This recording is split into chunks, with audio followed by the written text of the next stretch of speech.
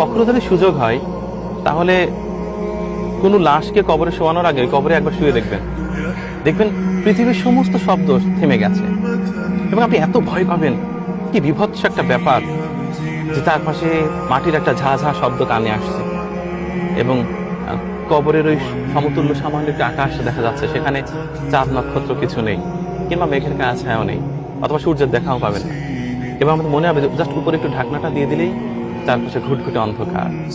এবং এই কবরে লাশটা শোয়ানোর আগে একবার শুয়ে দেখবেন যে পুরো পৃথিবীর প্রতি আপনার কোনো লোভ, লালসা, আকাঙ্ক্ষা কিচ্ছু থাকবে না।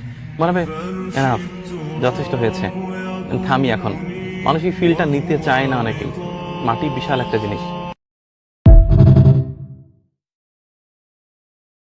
কখনো যদি সুযোগ হয় তাহলে কোনো লাশকে কবরে শোয়ানোর আগে কবরে একবার শুয়ে দেখবেন।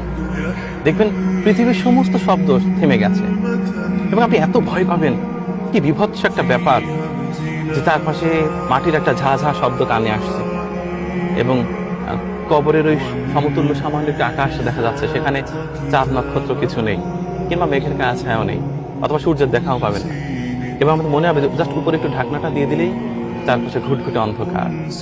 এবং এই কবরে লাশটা শোয়ানোর আগে একবার শুয়ে দেখবেন যে পুরো পৃথিবীর প্রতি আপনার কোনো লোভ, লালসা, আকাঙ্ক্ষা কিচ্ছু থাকবে না।